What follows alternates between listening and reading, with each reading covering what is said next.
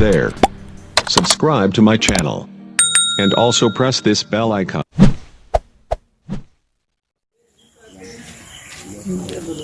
Good morning.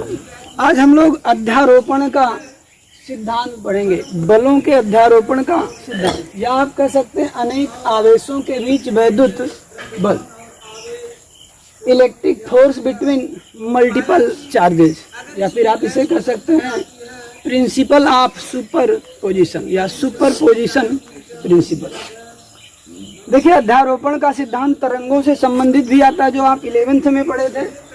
12th में आप यहाँ पर बलों से संबंधित पढ़ेंगे। बलों से संबंधित आप 11th में भी पढ़े थे, लेकिन वह गुरुत्वाकर्षण बल था। यहाँ जो हम बलों से संबंधित पढ़ रहे हैं वो है वैद्युत बल, यानी कि वैद्युत बलों से संबंधित अध्यारोपण का सिद्धांत पढ़ेंगे।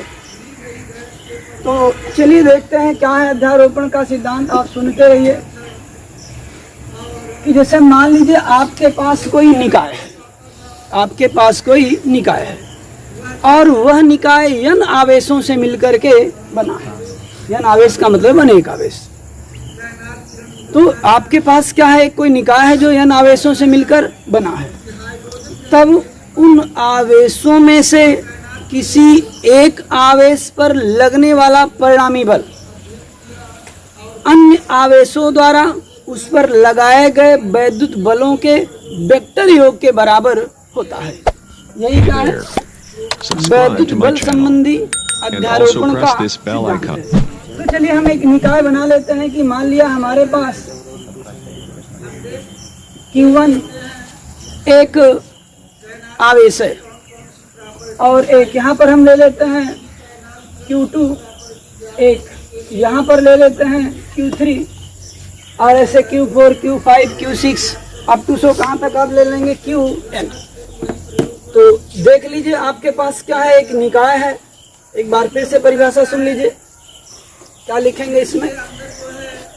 यदि कोई निकाय n आवेशों से मिलकर बना है, यानी कि यदि कोई निकाय अनेक आवेशों से मिलकर बना है, तो उनमें से किसी एक आवेश पर लगने वाला परिणामी बल अन्य आवेशों द्वारा लगाए गए वैद्युत बलों के भी अलग अलग वैद्युत बलों के वेक्टर योग के बराबर होता है, जिसे हम लोग वैद्युत बल संबंधी अध्यारोपण का सिद्धांत कहते हैं। तो मान लिया हमारे पास एक निकाय है, आगे लिखेंगे, मान लिया हमारे पास एक निकाय है जो n आवेशों से मिलकर बना है, यानी कि जिसमें कुल आवेश आप मान सकते हैं Q1, Q2, Q4, Q3, Q5 up to सो समझ गए होंगे आप Qn तक। तो हम यहाँ मान ले रहे हैं एक हमारे पास यहाँ पर nवां आवेश है Qn। तो अब यहाँ पर आप लिखेंगे अलग से, मान लिया हमारे पास एक निकाय है जो n आवेशों से मिलकर बना है, जो आगे भी लिख सकते हैं Q1, Q2 up to so Qn, जिनके स्थित सदिश क्रमशः R1 वेक्टर,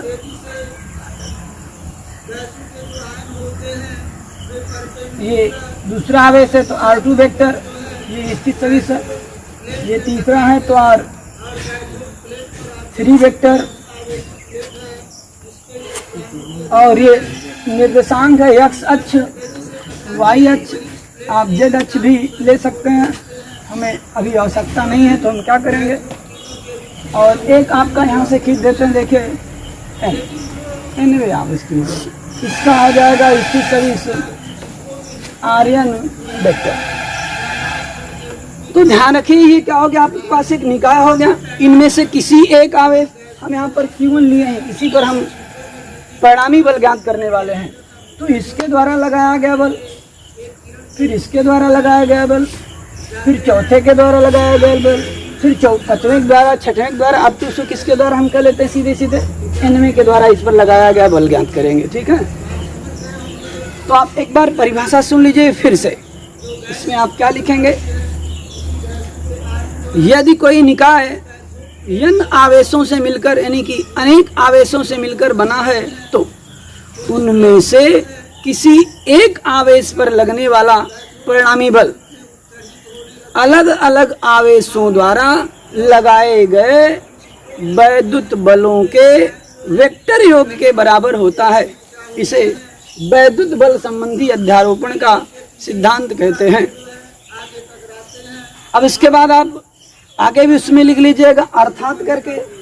अर्थात परिणामी बल F इक्वल टू हो जाएगा Q1 पर Q2 के द्वारा लगाया गया बल।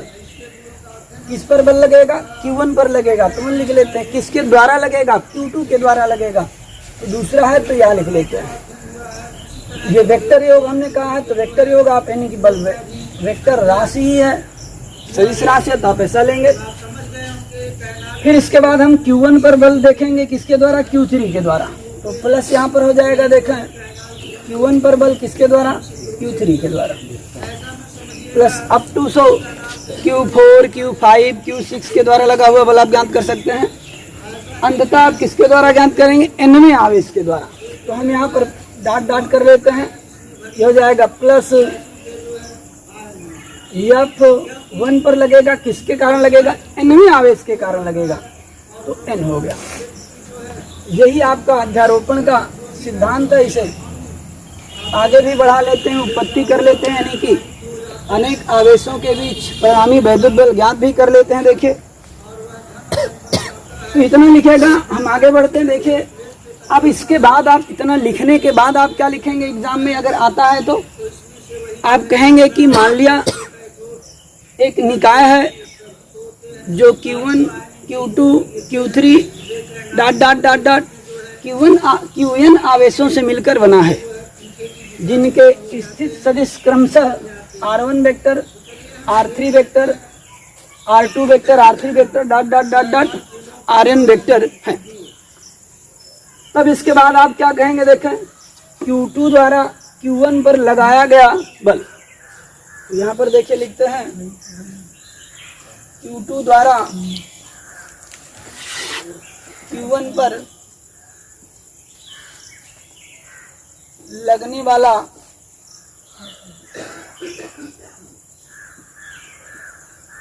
बल, ये बल कौन है? वैद्युत बल, ध्यान रखिएगा।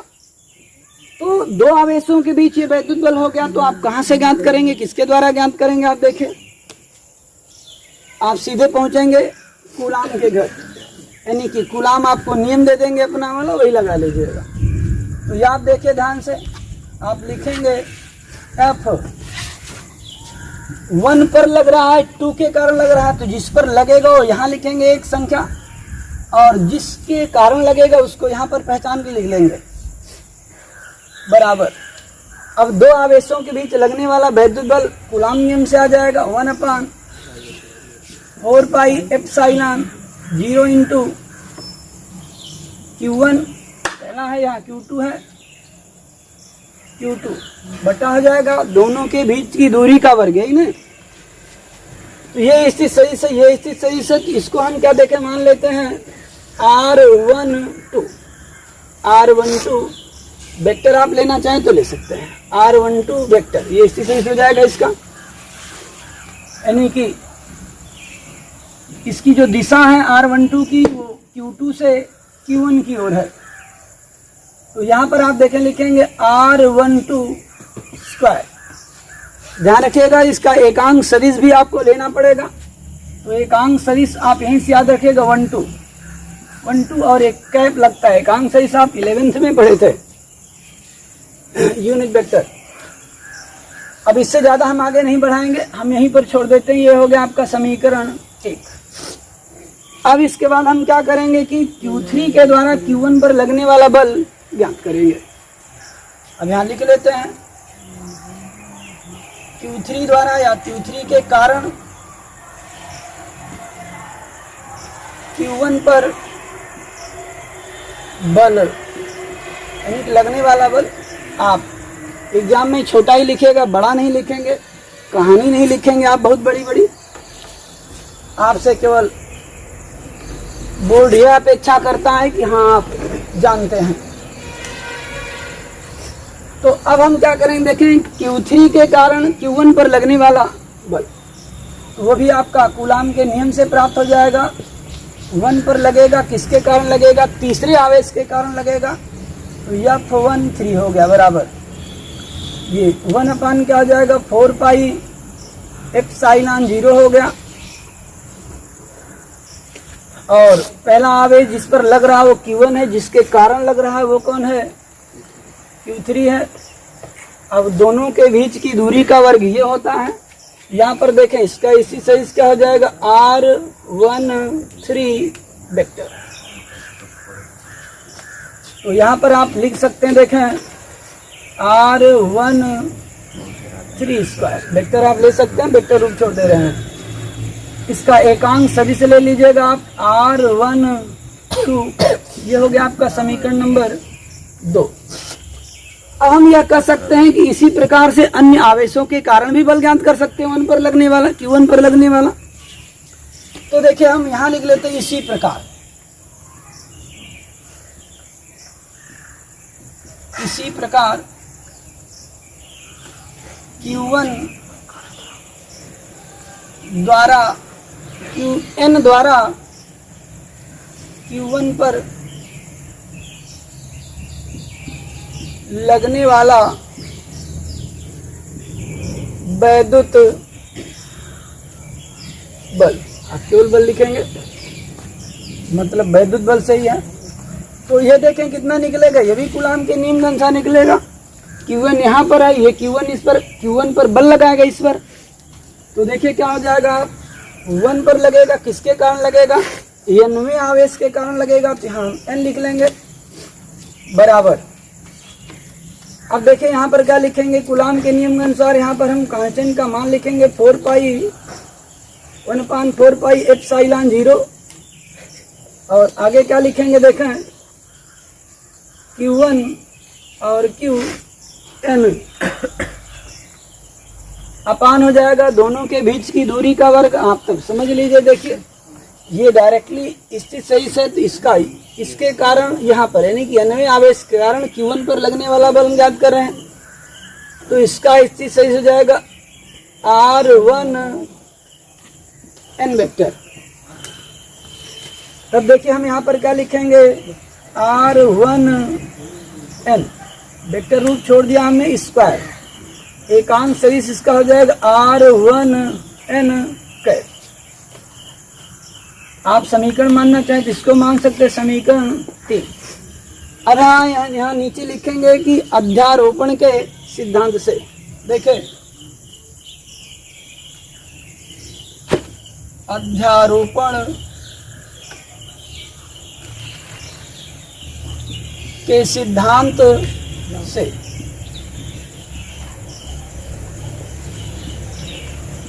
देखिए अध्यारोपण के सिद्धांत से क्या है आपका, ये F बराबर यानी कि Q1 पर लगने वाला परिणामी बल बराबर हो जाएगा F12 plus F13 plus F14 plus F15 dot dot dot dot dot dot F1N में आवेश के कारण लगने वाला बल। तो ये आपका परिणामी बल यहाँ पर देखें हो जाएगा F बराबर क्या हो जाएगा, देखें F12। आप वेक्टर रूप भी सबका ले सकते हैं, हम दिखा देते हैं, केवल जरूरी नहीं होता है वेक्टर रूप लेना, क्योंकि सभी जानते हैं कि बल वैद्युत राशि वेक्टर राशि ही है। तो आगे हो जाएगा F13 प्लस डॉट डॉट करके लिख लेते हैं, कहाँ तक जाएंगे हम लोग, F1N वेक्टर।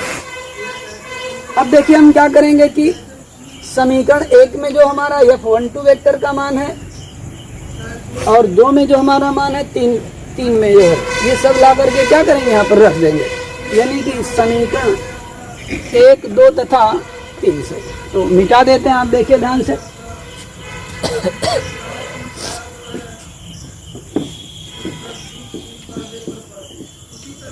तो आप क्या करेंगे, F12 का मान ला करके रखेंगे, आपको याद होना चाहिए कहाँ कितना है, और वीडियो को आगे पीछे करके आप चेक कर सकते हैं।